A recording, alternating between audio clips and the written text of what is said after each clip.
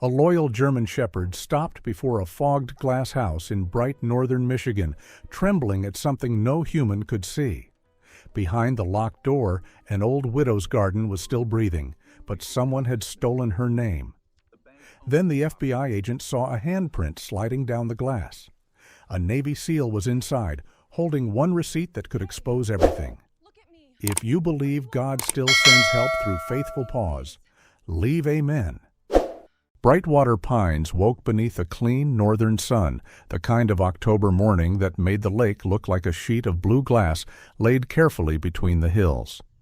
Red and gold maples burned along the road, their leaves trembling in a breeze that smelled of pine, cold water, and wood smoke from distant chimneys.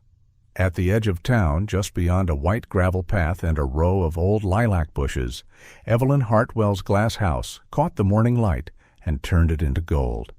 Evelyn was 72, a small, graceful widow with silver hair pinned neatly behind her ears, soft brown skin weathered by years of garden sun, and gentle hands that still remembered every child she had taught in her old classroom. She moved slowly now, not because she was weak, but because life had taught her to carry sorrow with care. In her arms she held a tray of blueberry muffins covered with a blue cloth. Baked for the community gardening morning she had finally found the courage to reopen after her husband's passing. For 30 years, that glass house had been Evelyn's little kingdom. Children had learned to plant marigolds there. Lonely widows had come for tea among the herbs. Old men who claimed they knew nothing about flowers had somehow appeared every Saturday to check on the tomatoes. It had been warm, alive, and forgiving. But when Evelyn entered the code on the electronic lock, the small red light blinked twice. Denied? She frowned, adjusted her glasses, and tried again. Denied. A third time. Denied. The muffins trembled in her hands. Through the glass the lights were on. The misting system whispered over the rows of rosemary and thyme. A few clay pots had been moved from their usual shelves, and on the wooden table inside sat a white grocery delivery receipt under a name Evelyn did not know. By the time Deputy Hank Doyle arrived, Evelyn had set the muffin tray on the stone bench beside the door. Hank was a broad man in his 50s, with a square jaw, a gray mustache, and the tired kindness of someone who had spent too many years telling frightened people to wait while paperwork decided their fate. He took off his hat when speaking to Evelyn. Before he could finish asking questions, a tall man in a charcoal coat stepped from a black SUV parked near the road. The man introduced himself as Leonard Price, a property management representative. He had narrow shoulders, pale skin, carefully combed blonde hair, and a smile so smooth it seemed practiced in front of mirrors. He held out a folder and said Evelyn had leased the glass house to Hearthline Botanical Supply, LLC, for long-term commercial use. The contract looked clean. The signature looked like Evelyn's. The dates lined up. That was the frightening part. Evelyn's voice shook. "I never signed that. This is my husband's garden." Leonard's smile did not move. "Mrs. Hartwell, memory can become delicate after grief. We are only following the agreement." The words landed softly, but Nora Vale heard the cruelty beneath them when she stepped from her government sedan a few minutes later. Nora was 30, an FBI agent with dark brown hair tied low at the back of her neck, clear gray eyes, and a face that looked younger until one noticed how carefully it watched everything. She wore a navy field jacket over her badge, and beside her moved Alder, a 5-year-old German shepherd with a sable coat of black and burnished brown, upright ears, and amber eyes that seemed to hold old weather. Alder was steady, quiet, and deeply alert, the kind of dog who did not waste movement. He had been trained to find electronics, hidden devices, and traces of human presence, but Nora had learned that Alder often found something else first: fear. Nora hadn't come because an old woman had been locked outside a garden. She had come because this address had appeared in a federal financial investigation. Several northern homes belonging to older residents had recently been used to register small companies, payment devices, and suspicious card transactions. The names changed. The pattern did not. Still, when Nora saw Evelyn standing outside the glowing glass house with one hand pressed to the door, a memory rose without permission. Her father, Thomas Vale, standing before their lake cottage years ago, his coat buttoned wrong, his eyes fixed on a home that papers had taken from him before anyone believed he had been deceived. Nora pushed the memory down, but not before it left its chill behind. A sudden metallic tick came from the far side of the glass house, sharp as a pin dropped in a church. Alder froze. The mist inside the panes drifted like breath, and for one strange second every voice outside seemed to fall away. Then the dog turned his head, not toward Leonard's folder, not toward the deputy, but toward the rear path where the sunlight did not quite reach. "Alder," Nora said softly. The dog was already moving. He slipped past the lilac bushes, nose low, then lifted his head at a fogged panel near the back service door. He did not bark at first. He whined, low and troubled. Nora followed and saw what had stopped him. On the glass was the long smear of a human hand, dragged downward through the moisture, as if someone inside had reached out, failed, and slowly slipped from view. The warmth in Nora's chest vanished. Alder raised one paw and scraped hard against the metal frame. Once, twice. Then he looked back at Nora, amber eyes bright with urgency. "Hank, open this door now," Nora said. The deputy hesitated only a moment before calling for a pry tool from his cruiser. Leonard stepped forward, his voice suddenly tight. "Agent, you cannot simply break into leased property." Nora did not look at him. "If someone is inside and in distress, I can." The frame groaned as Hank forced the service door open. Wet heat rolled out, carrying the smell of soil, crushed herbs, warm plastic, and something electrical humming faintly beneath the benches. Alder entered first, but he did not rush wildly. He went straight to the row of rosemary trays near the center aisle and stopped beside a man lying on the damp brick floor. The man was tall and powerfully built, though exhaustion had folded him inward. He looked to be in his late 30s, with dark brown hair damp against his forehead, a short beard shadowing a hard, angular face, and shoulders that suggested years of discipline. Mud streaked his shirt, and his lips were dry, but there was no sign of a serious, visible wound. Nora knelt beside him and checked his breathing. Faint, but present. Alder lowered himself near the man's side, placing his body between the stranger and the open door, as if the dog had already decided who needed guarding. Evelyn gasped from the threshold. "Merciful heaven! Who is he?" Nora found the answer in the man's wallet a moment later. Caleb Rourke, 37, former Navy SEAL. In one hand, his fingers were locked around a black electronic key fob. In the other was a damp receipt, the ink blurred but still readable, in one place. Hearthline Botanical Supply, LLC. Nora noticed a small signal jammer tucked beneath the nearest shelf, its little light still blinking like a guilty eye. Caleb must have been trapped for hours, maybe longer, with the automatic watering system giving the room enough moisture to keep him alive, but not enough comfort to save him from fading. Paramedics arrived fast. As they lifted Caleb onto the stretcher, his eyes opened for a few seconds. They were blue, clouded with weakness, but aware. He saw Nora's badge. Then he saw Alder, still close, still watching. Caleb's mouth moved. Nora leaned nearer. His voice was barely more than dry air. "Don't trust the lease. The houses are only doors. The real money is in the names." His hand loosened, and the receipt slipped into Nora's palm before his eyes closed again. The ambulance carried Caleb away beneath the bright Michigan sky, its siren fading toward town.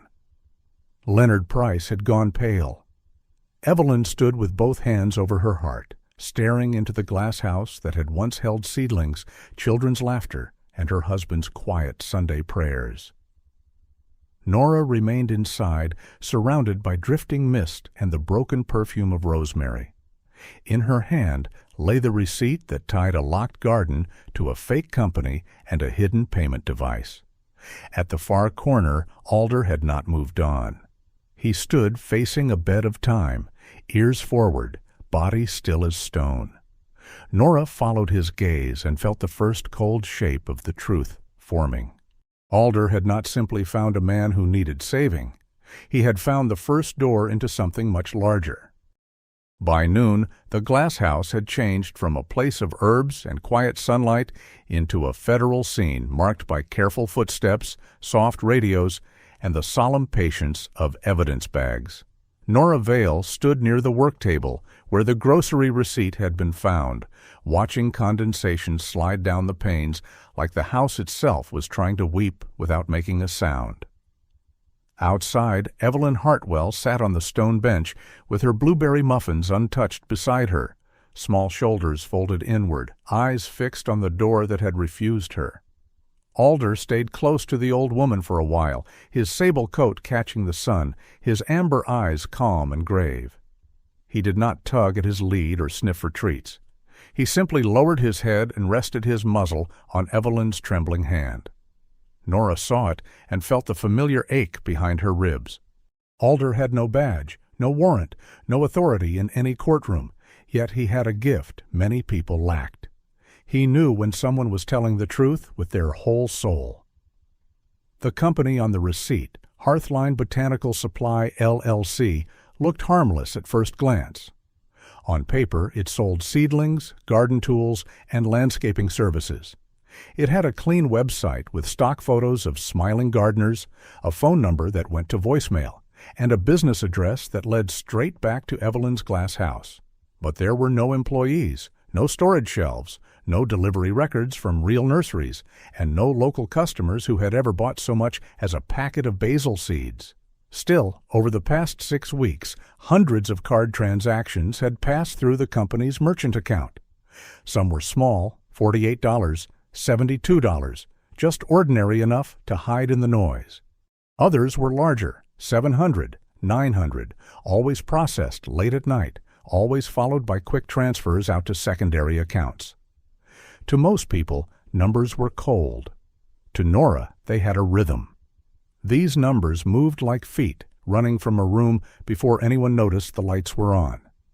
Her remote analyst, Daniel Cho, called from the FBI field office in Detroit. Daniel was 35, lean and sharp-eyed, with black hair that always looked as if he had combed it once at dawn and forgotten the rest of the day.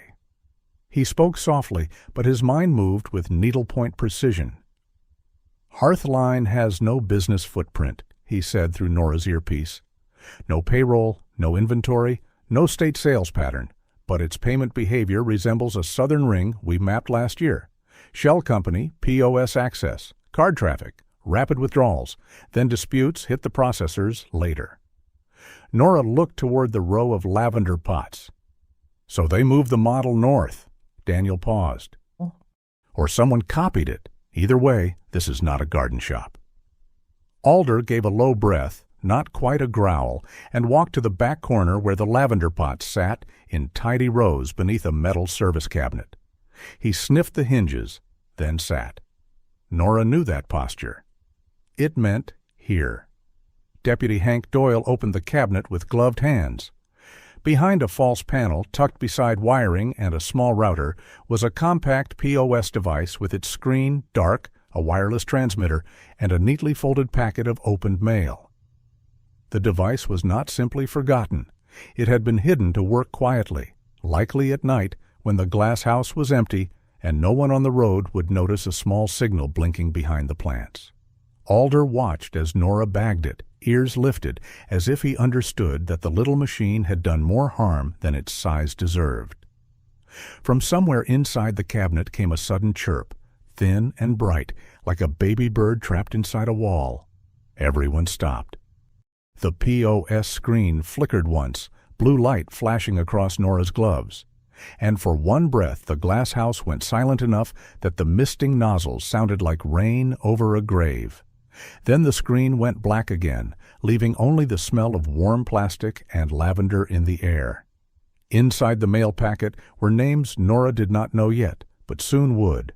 Credit card envelopes with seals already opened. Bank letters. Activation notices. A loan confirmation addressed to a man Evelyn said had been gone from this world for 2 winters. Another letter bore the name of Mrs. Alma Pritchard, who lived alone near the North Marina and spent every January in Arizona with her sister. A third belonged to Jonah Bell, Martha's older brother, a retired dock worker with stiff hands and a habit of trusting anyone who called him Sir. Nora photographed everything. Beside her, Evelyn whispered, "Those are my neighbors." Her voice held no drama, only the stunned grief of a woman realizing the storm had not landed on her roof alone. That afternoon, Nora took Alder to Maple Bell Diner, a low blue building across from the boat slips with checkered curtains, a bell over the door, and the kind of warm coffee smell that seemed older than the town itself. Martha Bell, the owner, was 64, round-faced and sturdy, with silver hair curled close to her head, rosy cheeks, and quick hands that could pour coffee, scold a customer, and rescue toast from burning all in the same breath. She had a sharp tongue, but it sat on top of a generous heart. She eyed Alder from behind the counter. "That dog better not be thinking about my bacon." Alder lay down under Nora's booth and sighed politely. Martha softened despite herself. Well, at least one federal employee in this town has manners. The diner was not just a place to eat. It was Brightwater Pine's memory with a cash register. Older men sat in the same booths they had claimed years ago. Widows carried church bulletins in their purses. Someone always knew who had missed breakfast, who had a new ache, who had a son visiting from Ohio, who had received a letter that did not feel right. Martha refilled Nora's coffee and lowered her voice. She told Nora about the free security upgrades offered by Northern Hearth Renewal, a charity that had appeared after the last hard winter. Smart locks, mailbox monitoring, property paperwork reviews, all presented as kindness. "They came with clipboards and smiles," Martha said. "That is how trouble dresses when it wants old folks to open the door." Martha also mentioned several people who had changed after signing forms. Alma Pritchard had stopped coming to Sunday pie night after a dispute over rental rights at her lake cabin. Jonah Bell had received a card he never applied for. An elderly couple on Birch Road had moved into their daughter's basement after strangers claimed a lease on their winter cottage. None of it had seemed connected at the time. Small towns often treated pain like weather. Everyone noticed it, everyone talked about it, but few understood where it began. Nora wrote each name down. Alder lifted his head every time Martha said, "Lock." At the clinic, Caleb Rourke had regained enough strength to speak. Dr. Helen Armitage, a tall woman in her late 50s with deep brown skin, close-cropped gray hair, and the brisk tenderness of someone who did not allow fear to waste time, warned Nora to keep the conversation short. Caleb lay propped against white pillows, his angular face pale beneath his beard, blue eyes clearer now, but still tired. He did not posture. He did not try to turn suffering into pride. He simply told Nora he had come home to inspect his late Aunt Marin's cottage and found the locks changed, family pictures removed, and a lease he had never seen placed neatly on the kitchen counter. He followed a technician's van from the cottage road to Evelyn's glass house because he thought someone there might need help. Once inside, the service door locked behind him, his phone lost signal, and the hidden device hummed from the shelves like a tiny insect. "I was not hunting a ring," Caleb said, voice rough but steady. "I was trying to protect my aunt's home." Nora believed him. The grief in his face when he said aunt's home was not the kind a man could rehearse. It reminded her of Evelyn at the locked door, of her father at the lake cottage, of all the quiet people who discovered too late that paper could be sharpened into a blade without ever looking sharp. By evening, Nora returned to the glass house with the mail packet, transaction reports, and the first list of names Daniel had matched. She spread everything across Evelyn's work table while Alder stood beside the time bed, nose lifted, still watchful. The pattern was no longer hiding. Most names belonged to widows, older homeowners, seasonal residents, and people whose children lived far away. Hearthline Botanical Supply had sold nothing, yet money had passed through it as if the garden itself had become a cash register for ghosts. Nora looked at the opened letters, the false company records, the silent POS device, and then threw the glass toward Evelyn, who sat outside beneath the maples with her hands folded around a paper cup of diner coffee. The houses had not been taken with hammers or loud threats. They had been taken with data, signatures, and trust. And trust, Nora knew, was the one thing older hearts often gave away because they still believed the world should be decent. By Sunday afternoon, Brightwater Pines looked too gentle to be hiding anything.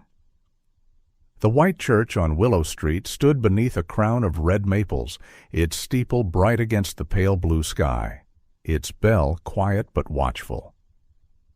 Inside, long tables had been covered with red-checkered cloths, apple pies cooled beside silver coffee urns, and small jars of yellow chrysanthemums sat like little suns down the center aisle. The senior choir, made mostly of gray-haired women and two brave men who sang half a beat behind everyone else, practiced a hymn near the piano. It should have felt comforting. To Nora Vale, it felt like a room full of open doors, and every one of them could hide a lock someone else controlled. She entered with Alder at her side, the 5-year-old German shepherd moving with quiet discipline, sable coat brushed clean, amber eyes studying every hand, every bag, every footstep. Caleb Rourke walked beside her, still pale from the glass house, but steadier now, wearing a dark flannel shirt under a worn field jacket. His short beard made his angular face look older than 37, yet his eyes carried the careful patience of a man trying not to show pain in public. Northern Hearth Renewal had chosen the church basement for its fall fundraiser, and that choice was clever.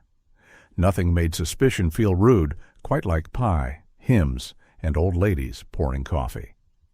The charity presented itself as a shield for older homeowners. Free safety checks, smart locks, paperwork reviews, repair referrals, winter monitoring for people who traveled south.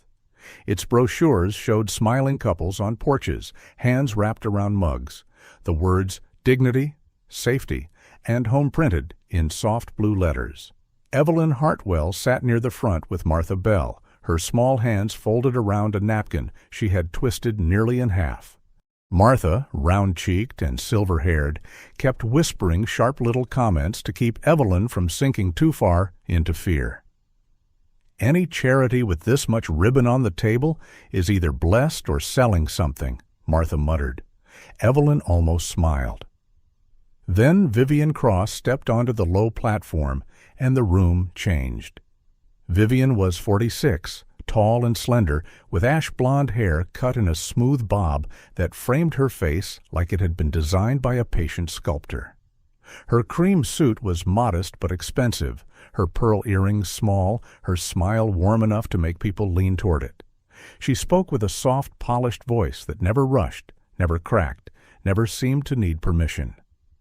Northern Hearth Renewal exists for one reason, she said, one hand resting over her heart.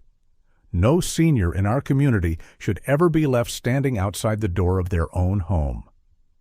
The room answered with murmurs of approval. Evelyn went still. Nora felt the sentence pass through the basement like a beautiful knife wrapped in velvet. Nora had heard a voice like that before. Not Vivian's voice, not the same woman, not the same town, but the same sweet music in the throat. When Nora was 19, after her mother passed away, a property assistance consultant had visited her father, Thomas Vale, with banana bread, tidy folders, and soft promises. She had called him a respected widower and said she only wanted to help him keep the Lake Cottage safe from medical debt and tax confusion. 6 months later, papers with signatures too perfect to challenge had taken the house her father built with his own hands. The local officers had been kind, but kindness without proof had not saved anything. Nora remembered her father standing in the rain with one hand on the porch rail, looking at his own windows as if they belonged to a stranger. Since then, Nora had distrusted people who made theft sound like service. A spoon slipped from an old man's hand and struck the tile floor with a bright, ringing clatter. For a heartbeat, the whole church basement paused. The hymn stopped. Coffee steam curled upward. Vivian's smile held perfectly still, but Alder's ears snapped forward and his gaze fixed on the brown leather bag hanging from Vivian's wrist. Nora didn't move at once. She had learned to honor Alder's stillness more than another person's shouting. Vivian stepped down from the platform to greet guests, touching shoulders, taking hands, accepting gratitude like a queen receiving flowers. When she reached Nora, her eyes softened with professional grace. "Agent Vale, we are grateful federal authorities care about our elders. There is so much confusion when people are frightened." She bent slightly toward Alder. "And who is this handsome guardian?" Alder took one step back. He did not growl. He did not show his teeth. He simply refused the offered hand and stared at Vivian's bag. A faint scent reached Nora then. Damp soil, glass cleaner, and the warm plastic tang of electronic casing. It was not proof. A courtroom would not care about a dog's suspicion, but Nora did. Caleb noticed something else. Across the room near the donation table stood a wiry man in a gray technician's vest, early 30s, narrow-faced, with sandy hair cut unevenly and nervous fingers that kept smoothing a lanyard against his chest. "That's him," Caleb said quietly. "The man near my aunt's cottage." Nora followed his eyes. The badge on the man's vest read, "Graham Pike, Security Access Technician." When Graham looked up and saw Caleb alive, the color drained from his face. He turned too quickly toward the hallway, marked staff only. Alder saw the movement and moved before Nora gave the command, not chasing, only guiding her attention like a compass, pointing to troubled north. Nora followed Alder down the hallway. Caleb stayed near the door, watching Graham from a distance. Behind the choir robes and folded communion cloths, the small vesting room smelled of dust, candle wax, and printer ink. Alder sat beside a cabinet. Inside, Nora found a portable printer, blank lease forms, a stack of cream envelopes matching the ones from Evelyn's glass house, and adhesive labels for mailing documents. None of it alone was enough to close the circle. A charity might print forms, a church might store envelopes. But the combination settled in Nora's mind with quiet weight. Someone had used this holy little room, with its choir robes and prayer books, as a place to prepare papers that could push older people away from their own doors. When Nora returned to the main room, Vivian was laughing softly with two elderly sisters, one hand still on the leather bag. Graham had disappeared. Caleb's jaw tightened, not from anger alone, but from the helplessness of seeing a false kind of order protect the wrong person. Evelyn stood from her chair and approached Nora with a small tin box pressed to her chest. "My husband kept this in his desk," she whispered. "I did not understand it before." Inside were old bank letters, a warning about a business loan Evelyn had never requested, and careful handwritten notes in her late husband's script: strange card activity, Hearthline address, ask bank again. At the bottom of one page, underlined twice, were the words, "If something happens, check the glass house." Outside, the church bell finally rang, its sound rolling over the maple trees and across the bright street. People stepped out smiling, thanking Vivian, hugging her, praising her work with the elderly. Nora stood at the edge of the walkway with Alder beside her and Caleb a few steps back, his eyes on the place where Graham had vanished. Vivian Cross moved through the crowd like a lantern, glowing in everyone's trust. Alder did not look away from her leather bag. Nora watched the woman accept another grateful embrace and felt the truth sharpen inside her. The most dangerous thief was not always the one who entered under cover of night. Sometimes she stood in the middle of the light, holding flowers, speaking gently, and teaching good people to open the door. Caleb Rourke was not fully healed when he asked to see his aunt's cottage. Dr. Helen Armitage had warned him to rest another week, and Martha Bell had threatened to tie him to a diner chair with apron strings if he started acting heroic before breakfast.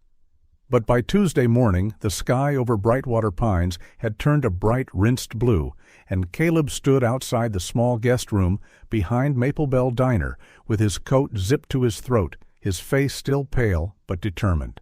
He was a tall man, broad through the shoulders, with dark hair that refused to stay combed and a short beard that sharpened the tired angles of his face. He moved carefully, not from fear, but from the stubborn discipline of a man who had learned to keep walking, even when his body asked for mercy. Nora Vale watched him from beside her sedan, one hand resting on Alder's sable neck. The German shepherd looked up at Caleb with amber eyes so steady they seemed to say, "You may walk, but you will not walk alone." Marin Rourke's cottage sat on the north shore, where the lake curled into a quiet cove and the wind smelled of whetstones and cedar. From the outside, it looked like a painting made for someone's grandmother: white fence, soft blue shutters, late daisies leaning along the path, lace curtains stirring behind the windows. Caleb stopped at the gate. For a moment, his hard soldier's posture disappeared, and Nora saw the boy he must have been once, running up that path with scraped knees, hungry for pancakes, believing every house that loved him would stay. "She used to leave the porch light on even in July," he said. "Said a home should look like it was expecting someone." His voice did not break. That made it sadder. The lock on the front door was new, sleek, black, and wrong. Nora photographed it before Caleb used the key fob they had recovered from his hand at the glass house.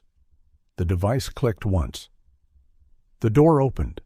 Inside, the cottage smelled like lemon cleaner and new fabric, the scent of a staged room trying too hard to pretend it had no past. The family photographs were gone from the mantel. The quilt Caleb remembered from the sofa had vanished. New gray pillows sat in perfect corners. A printed lease lay in the top drawer of the writing desk, signed with a name Caleb had never heard.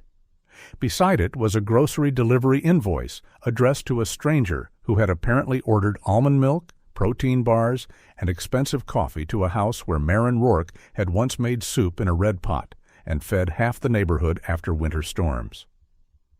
Nora had seen false order before. It always felt colder than chaos. Caleb moved through the cottage slowly.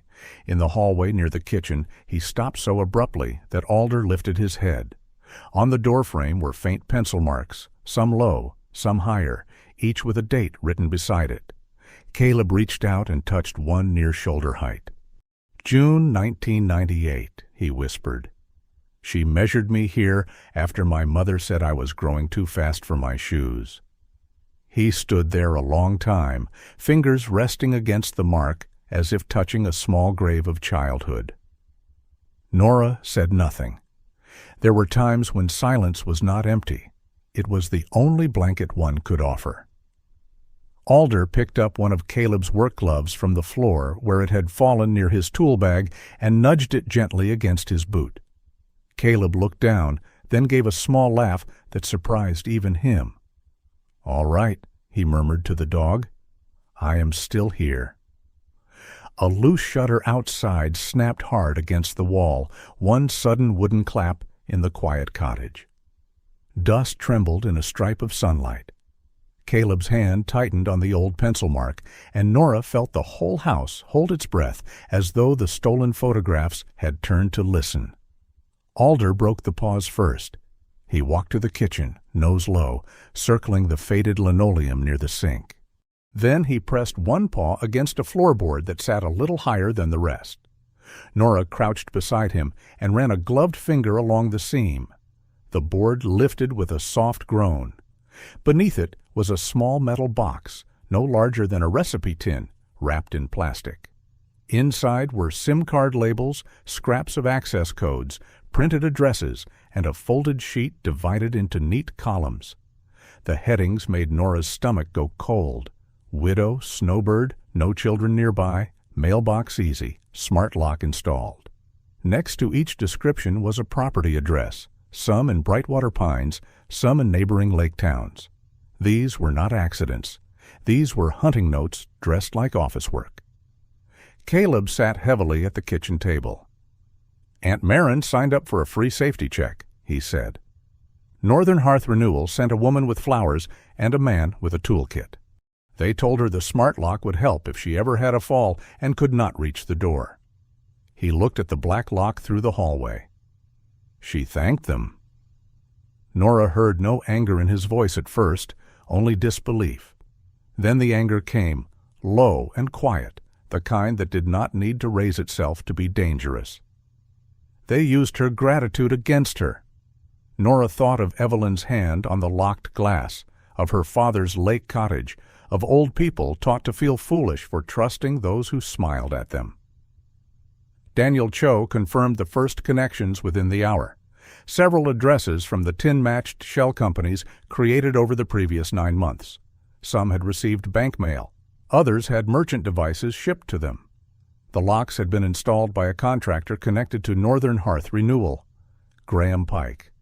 But when Nora's team went to speak with him, Graham was gone. His small rental house near the sawmill had been left in a hurry. Graham was in his early 30s, narrow-faced, sandy-haired, and nervous in every photo they had pulled, a man who looked more like someone afraid of trouble than someone brave enough to create it. On his kitchen counter, officers found an open toolbox, a receipt for electronic lock parts, and an invoice paid by Derek Mallow, a name Daniel said appeared on several LLC filings. Derek was 52, a thin, polite accountant with silver-rimmed glasses and the soft public manner of a bank clerk, the kind of man people trusted because he looked too dull to be dangerous. Beside the invoice lay a torn piece of paper with 5 words written in hurried pencil. "The ledger is under glass."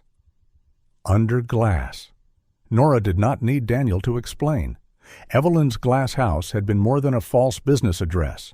It was a vault someone had not yet opened. While the team secured Graham's house, Caleb refused to return to bed. He could not run, could not fight, and knew better than to pretend otherwise, so he did smaller things. He tightened the diner's old back door hinge while Martha stood over him with coffee and scolding. He installed a temporary handrail for Mrs. June Patterson, an 81-year-old widow with soft white curls, a bent back, and a bright laugh that arrived before she did. He checked Evelyn's old side lock and showed her how to keep a written record of every service visit. These acts did not look like heroism from a distance. They looked like a man kneeling with a screwdriver while autumn leaves slid across porches. But Nora understood. Caleb was learning that protection did not always wear armor. Sometimes it wore work gloves and asked an old woman if the railing felt sturdy enough. By late afternoon, Nora returned to Maren's cottage alone with Alder, while Caleb rested at the diner under Martha's strict command. The lake had turned silver, and the cottage windows reflected a sky soft with coming dusk. On the kitchen table lay the metal box, the false lease, the delivery invoice, and the list of names that had reduced human lives to categories of loneliness. Nora stood among the missing photographs and new furniture, feeling the weight of what Vivian Cross had built. It was not only money being taken, it was belonging. It was the sacred proof that a person had lived, loved, planted flowers, measured children against doorframes, and expected the porch light to mean welcome. Alder stood beside her, his ears forward, facing the lake. Nora looked at the list again and understood the shape of the enemy more clearly than before. Vivian had not simply found empty houses. She had found lonely hearts, then turned their trust into keys. By Thursday morning, the case had grown too large to fit inside one glass house, one cottage, or one frightened town. Nora Vale stood in a temporary command room set up in the back of the Brightwater Pines Sheriff's Office, where maps of lake roads, property parcels, and company filings covered the walls like a paper storm. Daniel Cho had driven in from Detroit, looking exactly as Nora expected. Lean, quiet, black hair slightly untidy, sleeves rolled to the elbows, eyes moving faster than his hands. Beside him sat Special Agent Lena Ortiz, a cyber investigator in her early 40s with warm olive skin, sharp cheekbones, dark curls pulled into a tight knot, and a calm voice that made even bad news sound organized. Assistant U.S. Attorney Miriam Vale joined by video from Grand Rapids, a composed woman in her 50s with silver-streaked black hair, rimless glasses, and the careful patience of someone who knew every word might later matter in court. Nora was still the heart of the investigation, but she was no longer alone, and that mattered. Crimes built with paper, wires, and trust could not be undone by instinct alone. The early data told a story that made the room feel colder, despite the heater ticking under the window. Several LLCs had been created using addresses of older homeowners across 3 Lake counties. POS devices had been registered through those shell companies. Card transactions ran late at night, often after midnight. Then funds moved quickly into secondary accounts connected to Derek Mallow's bookkeeping firm. Some small loan applications had been filed using names of people who rarely checked their mail, or names of people whose families had already begun mourning them. Daniel highlighted each connection with a red marker. Hearthline was not the center, he said. It was one spoke on a wheel. Lena added that access logs from smart locks showed remote entries at odd hours, often just before merchant accounts went active. It was not a single trick.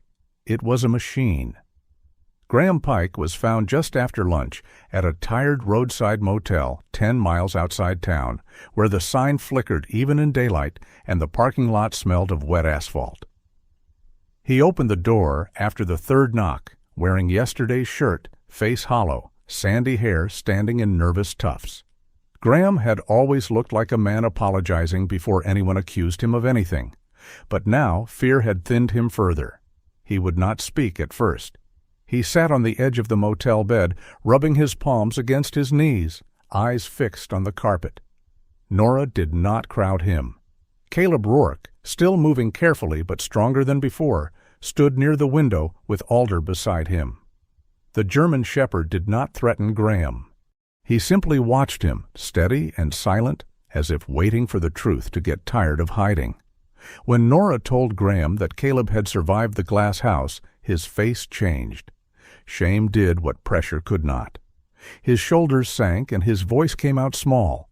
He said Northern Hearth Renewal had hired him to install smart locks and cameras for older residents. Vivian Cross told him it was about safety, winter checks, emergency access. At first, he believed her. Then he noticed homes being accessed when owners were away. Derek Mallow began sending him lists, codes, and payments through consulting invoices. When Graham asked questions, Vivian reminded him of a past licensing violation and hinted she could ruin him. "I did not know all of it," he whispered, "but I knew enough to stop. I just did not stop soon enough." It was not a full confession to every crime, but it was a key that turned. Outside the motel window, a crow struck the metal sign with a hollow clang, and the sound rang across the room like a warning bell. Graham flinched so hard his coffee cup tipped, dark liquid spreading over the little table. For one long second, nobody moved. Then Alder stepped forward and pressed one paw gently against the edge of the spill, stopping it from reaching Graham's shaking hand. That small mercy broke him. Graham told them Vivian selected targets through the charity's intake forms: widows, seasonal homeowners, veterans living alone, people whose adult children lived far away. Derek handled LLC filings, bank paperwork, merchant accounts, and false leases. Graham installed the doors that later shut out the rightful owners. He had never seen the full ledger, but he had heard Derek panic about something hidden under glass. That phrase took Nora straight back to Evelyn's greenhouse, to the time bed Alder had watched since the first day, as if the old earth itself had been calling to him. Before the search warrant for Northern Hearth Renewal's office was fully executed, Nora returned to the glass house with Evelyn, Caleb, Martha, and Alder. The place looked almost peaceful again. Morning light poured through the roof in bright sheets, and the herbs gave off a clean, peppery fragrance. Evelyn, small and silver-haired, stood among her plants like a queen returning quietly to a kingdom no thief could understand. "Time does not like a rough hand," she told Nora, placing a pair of garden shears in her palm. "Cut above the new growth, dear." Nora tried and clipped too low. Martha Bell, wearing a flour-dusted cardigan over her diner dress, clicked her tongue. "The FBI may rescue a town, but heaven help a houseplant." Caleb laughed then, truly laughed, low and warm. For a few seconds, the glass house felt alive for the right reasons. Then Alder rose. No command, no sudden noise. He simply stood, ears forward, and walked to the far corner where the thyme grew thick and low. He placed one paw on the soil and looked back at Nora. She had seen that look before. Not excitement, not confusion, but certainty. Evelyn's face lost color. "That was Walter's favorite bed," she whispered. Walter Hartwell, her late husband, had been a retired school bookkeeper with neat handwriting, gentle habits, and the quiet suspicion of a man who noticed when numbers did not behave. Nora asked permission before touching the soil. Evelyn nodded. Caleb helped lift the wooden edge of the planter while Nora cleared the earth by hand. Beneath the roots, wrapped in oilcloth and sealed inside a waterproof box, lay a worn brown ledger. Evelyn pressed a hand to her mouth. Inside were not answers to everything, but pieces strong enough to hold weight. Addresses, LLC names, merchant ID numbers, notes about strange bank letters, dates when smart locks were installed, and Derek Mallow's name written more than once. On the last page, Walter had written, "Northern Hearth says protection, but the money moves after the locks. Check Vivian. Check Derek. Do not let Evelyn sign anything alone." Nora turned the page slowly, feeling the tenderness inside the warning. Walter had tried to protect his wife with numbers, the way some men protect with fences or prayers. The ledger also showed that Walter had contacted a bank and local authorities months earlier, but the documents had looked valid, the signatures close, the explanations tidy. So he had kept writing, gathering fragments until illness and time took him before he could send them higher. Nora did not say this aloud, but she thought of her father. She thought of all the people who saw the truth before anyone believed them. The warrant at Northern Hearth Renewal's office came through before sunset. Vivian Cross received the agents in a pale blue dress, ash-blonde hair smooth, smile controlled, as if hosting an unpleasant but temporary meeting. "We assist seniors with paperwork," she said. "Confusion happens." But behind locked cabinets, agents found copied IDs, blank lease forms, winter absence lists, unactivated POS devices, and account folders tied to Derek Mallow. Vivian's smile remained, but her hands grew still. That evening, Nora placed Walter Hartwell's ledger on the evidence table beside Graham's statement, POS records, access logs, LLC filings, camera stills, and bank transfers. No single item was the whole truth. Together, they formed a net. Back at the glass house, Alder lay beside the thyme bed, his sable body half in shadow, half in gold. Evelyn lowered herself onto the little bench and touched the dog's head with trembling gratitude. Nora watched them and understood something ancient and simple. Truth did not vanish when greedy hands covered it with paperwork. Sometimes it waited in the soil, beneath a humble herb, until a patient heart and a faithful creature found the courage to bring it back into the light. By the time the federal charges were filed, Brightwater Pines had already begun to feel like a town waking from a long, uneasy dream. The evidence did not arrive in one dramatic thunderclap, but in steady pieces, each one placed carefully beside the next. POS records, shell company filings, smart lock access logs, copied identification documents, forged leases, late-night card transactions, and bank accounts quietly linked to Derek Mallow's bookkeeping firm. Assistant U.S. Attorney Miriam Vale moved with patient precision, making certain every document could stand beneath courtroom light. Vivian Cross was arrested at her office 2 days after the search, still wearing a pale blue dress and a calm expression that seemed sewn to her face. Derek Mallow was taken in later that afternoon outside his accounting office, a thin man with silver-rimmed glasses and a briefcase full of papers that no longer looked harmless. Graham Pike cooperated, but cooperation did not erase what he had done. He would answer for his part, even if his fear had finally bent toward the truth. Deputy Hank Doyle took the news harder than most people expected. He had not been corrupt, not cruel, not careless in the way villains are careless.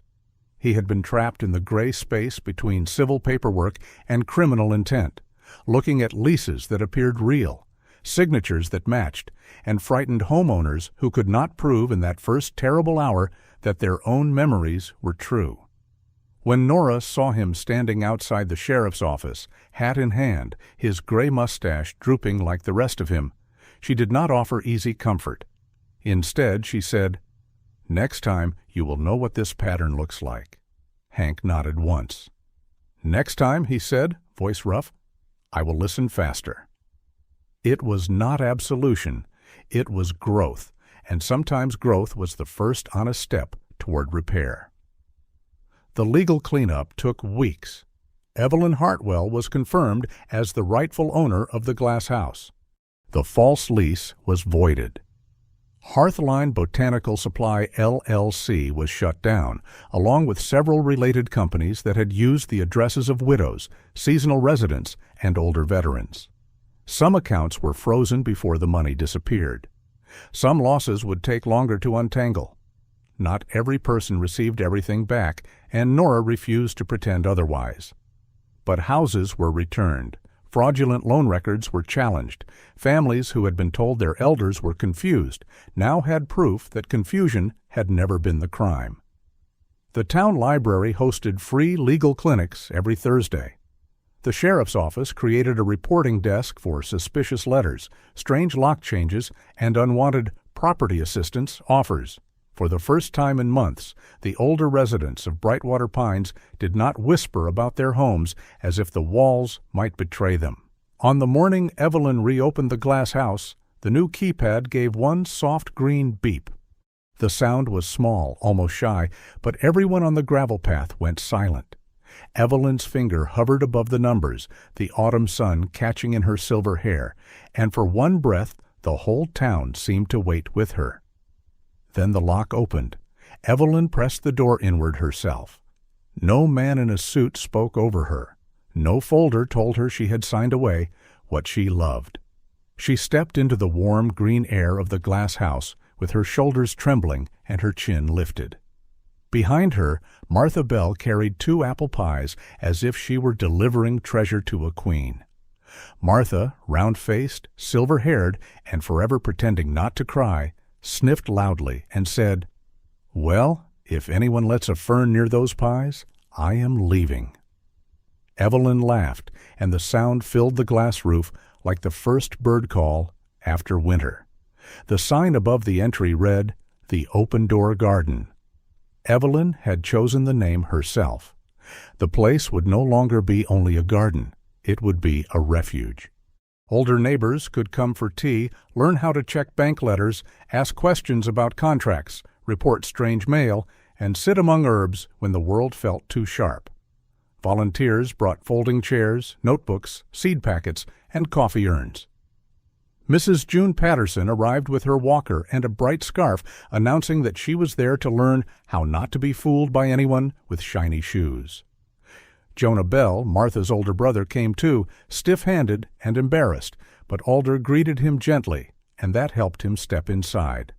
Caleb Rourke stayed in Brightwater Pines longer than he had first planned. He repaired Marin's cottage slowly, respectfully, returning the family photographs to the mantel and keeping the pencil marks on the doorframe untouched. He turned the cottage into a quiet temporary place for veterans who needed rest and older residents caught between paperwork and home. It was not grand. It had a clean bed, a porch light, soup in the freezer, and a view of the lake. Caleb said that was enough. Nora suspected it was more than enough. Sometimes healing did not arrive as a miracle. Sometimes it arrived as a working hinge, a steady railing, and a man willing to leave the porch light on. Near sunset, Caleb found Nora on the glass house porch, one hand around a paper cup of Martha's coffee, the other resting on Alder's broad head. The German shepherd lay in a rectangle of gold light, sable coat shining, ears still lifted toward the door, even in rest. Around his neck hung a small wooden tag Evelyn had made, carefully burned with the words, "Guardian of the Glass House." Caleb handed Nora a small carved key made from pale cedar. It was simple, slightly uneven, and warm from his palm. "Not a house key," he said. "Just a reminder. There is a door open for you here, if you ever need one." Nora looked at the little key and felt something in her chest loosen, something that had been tight since she was 19 years old and standing beside her father outside the lake cottage they could not save. She thought of Thomas Vale then, of his weathered hands, his quiet shame, the way he had tried to smile after losing the home he had built. Nora could not go back and change that day. She could not put his old porch beneath his feet again. But today she had watched Evelyn enter her own door. She had watched a town learn to believe its elders faster. She had watched Alder find life, truth, and buried proof where human eyes had passed too quickly. Pain, she realized, did not always remain a chain. In the right hands, it could become a lantern. A little boy named Owen Keller, 7 years old, freckled, gap-toothed, and carrying a pot of basil with both hands, stopped beside Evelyn and pointed at Alder. "Why does he keep looking at the door?" Owen asked. His grandmother hushed him, but Evelyn only smiled. She looked at Alder, then at Nora and Caleb. "Because he knows," she said gently, "that sometimes the person who needs saving cannot knock for themselves." The northern evening poured gold over the glass roof. Evelyn watered the new thyme bed. Martha sliced pie too generously. Caleb adjusted the wooden door one last time until it swung without a sound. Nora stood with her hand on Alder's head, feeling lighter than she had in years. Justice had not carried her back to the home her father lost, but it had given her something holy in its own quiet way, the chance to help others keep the doors that still could be saved. Every story leaves us with a small light to carry home, and Nora, Caleb, Evelyn, and Alder remind us of something we should never forget. A house is more than walls, a name is more than paperwork, and a person's worth is never decided by those who try to take advantage of their trust. Sometimes the cruelest schemes come dressed in polite words, smooth smiles, and promises of help.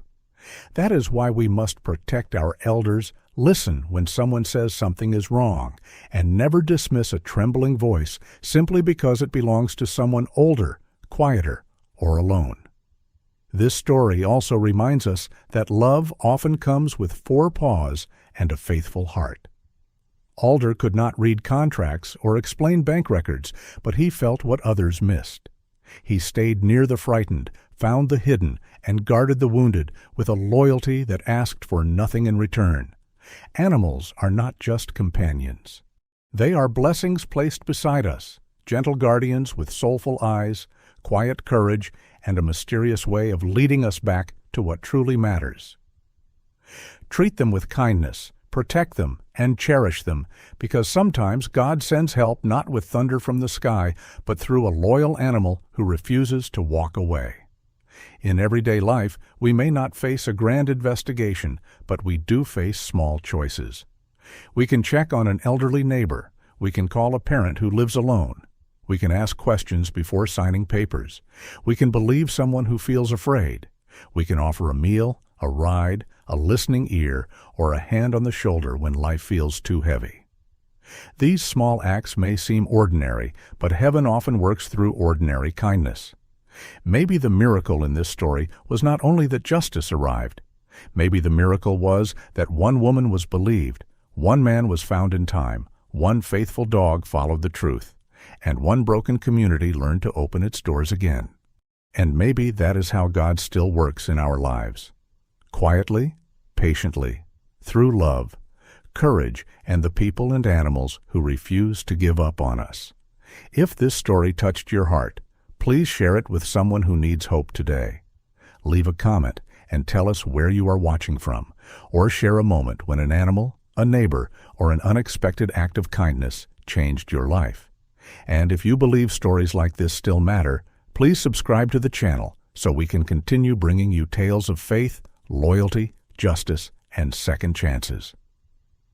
May God bless you, protect your home, watch over your family, and place loyal hearts beside you in every season of your life.